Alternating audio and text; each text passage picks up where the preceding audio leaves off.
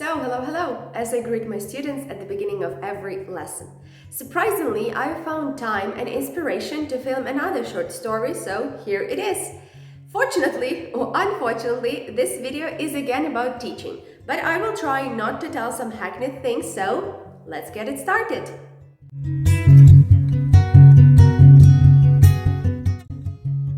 Being a teacher is a calling. You've definitely heard it, haven't you? People in my life decided that it's my way and they surely told me, you should be a teacher, you're so good at explaining things and blah blah blah. Yes, I can explain some stuff simply, but anyone can. Yep, I can get on well with kids, with adults, but anyone can. So those comments genuinely drove me nuts because I never wanted to be a teacher. I didn't know who I wanted to be. I don't know it even now, but what I surely knew is that teaching is not my cup of tea. But who am I now? A teacher of English. How did I end up being there? Don't have the faintest idea. My relationship with English can be described as complicated. I clearly remember the day when I came to a new secondary school which specialized in teaching English, and the first lesson the teacher was talking to us completely in English and I was just staring at her, understanding nothing. 45 minutes I was frozen and silent. Our homework for the next day was to learn the dialogue by heart. You can't imagine how desperately I was looking at that copybook with this dialogue. Somehow I managed to learn the dialogue and I performed it at our next lesson with my classmate Stas. The teacher was impressed, so she gave me the highest mark and the comment "smart girl." Funny enough, I didn't know what smart meant. That lesson was the very first point of my foreign language journey. I chose my way, memorizing everything by heart. I know it's pointless, awful, and old-fashioned. This method doesn't work, but it worked perfectly for me. Look, better to say listen. So thanks to that, I learned some key vocab, essential collocation. I started understanding my teacher, my classmates, and the reading wasn't so bad. But when it came to speaking, I couldn't share my opinion freely. I couldn't combine several words in one sentence, so that was a disaster. And then I enrolled at Lviv University, Faculty of Foreign Languages, English Philology Department, the person who couldn't speak English. I remember the first lesson was with the teacher of English literature, Igor Mironovich, and we had to present ourselves. I started speaking naturally, without preparation. I had never spoken like that before. Later on, my groupmates told me that they had been impressed with my speaking. Guys, I was impressed as well. And now my students ask me how long I have been studying English. Well, 7 years without speaking and 6 with. Can it be counted as an answer? It wasn't my main goal to become fluent in English, but I thought it could be cool to know several foreign languages. Perhaps that was the reason why I showed up at that faculty. So after I fulfilled this little goal of learning languages, I started searching for another aim in my life. And as a matter of time, I understood that I wanted to participate in an exchange program. And that was a once-in-a-lifetime experience that changed my life and made me a teacher. I wouldn't retell everything, and it has already been said in my previous videos. But one thing that should be mentioned is that after that Erasmus experience, my life accidentally became full of teaching English. First, I worked at Project 12 school, then I joined Green Forest, where I still work. Then I had my teaching apprenticeship at a secondary school at Lviv University, and then I became a teacher of English at the local Lyceum, where I'm now standing and filming this video. So I can claim that I have tested my teaching skills with online and offline groups, with adults and with kids. So the person who didn't want to but eventually became a teacher. Magic! Before joining this educational sphere, I didn't know how to work with students. I had some cliché ideas, but all of them were proved wrong. And here's why. It's something non-comparable. Kids are super active and definitely they have shorter attention spans. They still learn how to learn and sit still.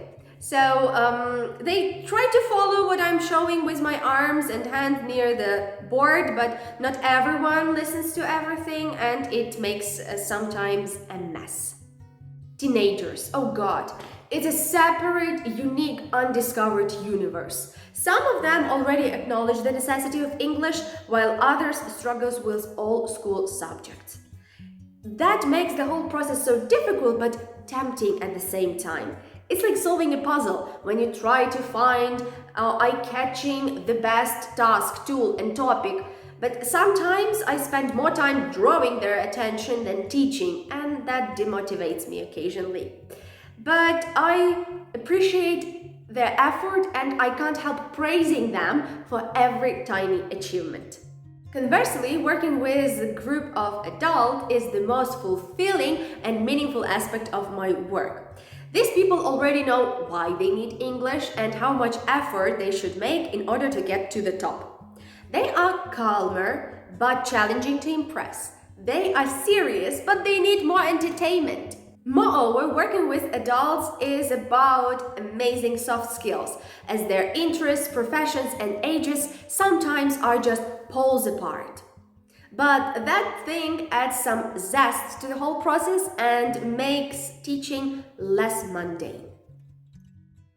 So all these three groups, kids, teenagers, and adults, have their own peculiarities.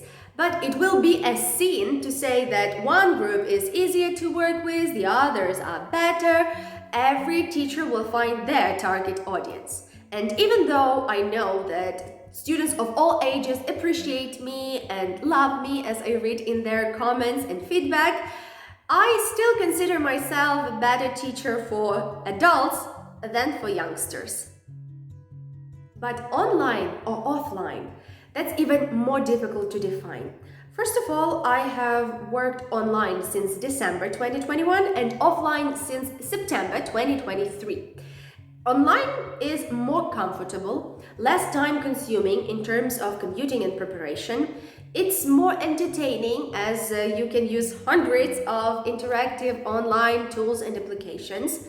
But online limits your control as you can visit one breakout room at a time.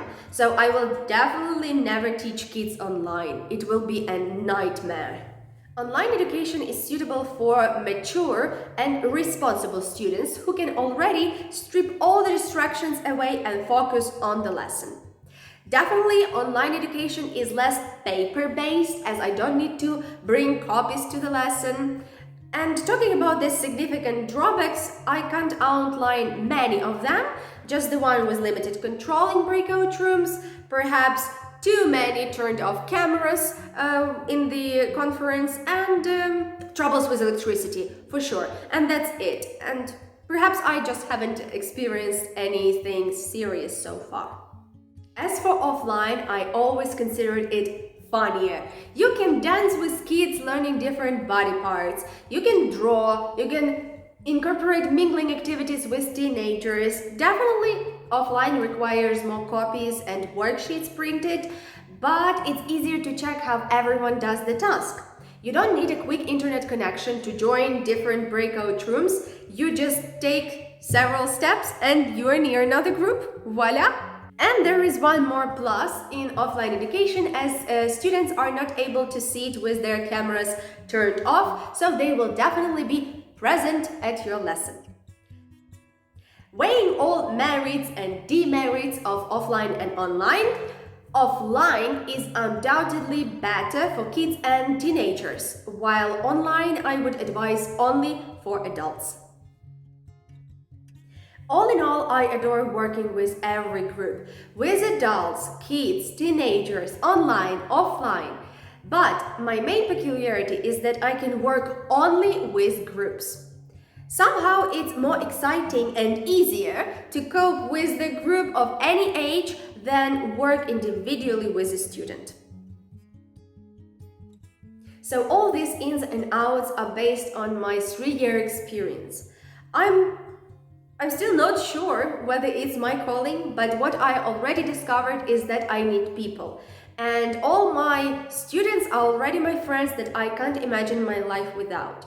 So, my dear first, 6th, 8th, and 11th classes, my fantastic 2 groups of teachers at Lyceum, my splendid Green Forest students of each and every lesson, you are the reason why I'm still here and filming this video.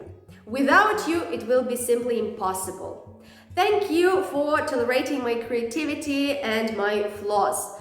I know that after every lesson I express my gratitude, but I always lack some words and some minute to do that. So thank you again for being with me all these 3 years.